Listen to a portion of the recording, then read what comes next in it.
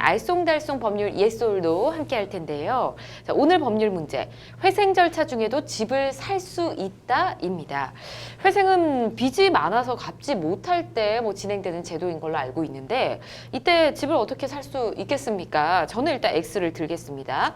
회생 절차 중에는 집을 살 수 없을 것 같고요. 자, 두 변호사님은 어떤 의견 주실지 궁금하네요.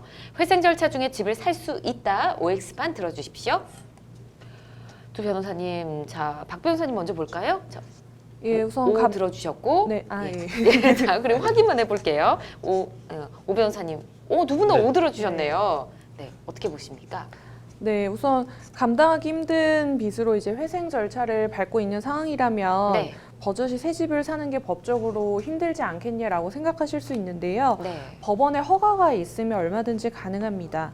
회생법원은 회생 개시 결정을 내리면서 채무자 재산을 관리할 관리인을 선임하도록 법에서 정해져 있습니다. 네. 특히 관리인이 있을 경우에는 채무자 재산과 영업 수입의 변동을 가져오는 부동산 매입은 워낙 중요한 사항이기 때문에 반드시 법원의 허가가 필요하고요. 예. 통상 법원은 관리인에게 그 허가 권한을 상당 부분 위임하고 있습니다.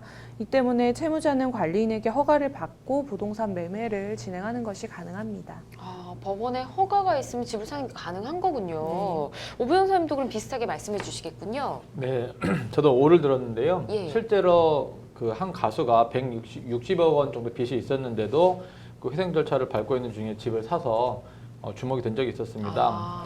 이 가수가 법적으로 진행하고 있는 회생 제도는 개인 회생이 아니라 일반 회생 제도입니다. 예. 개인 회생은 무담보 채무의 경우 5억 원 이하여야만 신청을 할 수 있는데 이 가수는 빚이 무려 160억 원으로 5억 원을 훨씬 초과합니다. 예. 따라서 개인 회생 신청은 할 수 없었고요. 일반 회생을 하신 건데요. 일반 회생은 개인 회생과 달리 채권 금액을 기준으로 채권자의 3분의 2 이상의 동의가 있으면 진행이 가능합니다. 그래서 이 가수도 그렇게 회생 절차를 진행하면서 예. 따로 집을 마련한 것으로 판단됩니다. 그렇군요. 또 예시를 들어주시니까 어떤 것인지 제가 지금 생각한 그분이 맞는지 모르겠으나 아마 비슷하게 생각을 하실 것 같고요.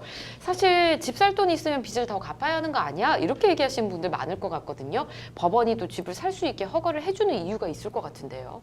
예, 우선 집을 장만해서 정서적으로 안정이 되면 채무자가 채무 변제를 하는 것도 훨씬 긍정적인 영향을 미칠 수 있고 예. 또한 채무자가 채무 변제 계획안에 따라 성실하게 이행을 했기 때문에 새 집 마련을 허가해 줄 가능성이 매우 높습니다. 일부에서는 빚 갚을 돈이 없어서 회생 신청을 해놓고 집을 사는 게 말이 되냐 이렇게 생각을 하실 수도 그렇죠. 있는데요. 무턱대고 집을 마련하게 봐주는 것은 아닙니다. 그렇군요. 알겠습니다. 그리고 앞서 오 변호사님 얘기해 주신 것처럼 일반 회생 같은 경우는 채권자들이 동의를 해줘야 된다 이런 말씀 해주셨잖아요. 근데 채무자가 빚을 갚고 있는 상황에서 집을 샀다고 하면 제일 황당해하실 분들이 또 채권자지 않을까 싶거든요. 법원의 허가 외에 채권자의 승낙을 받을 필요는 없을지 좀 말씀해 주시죠.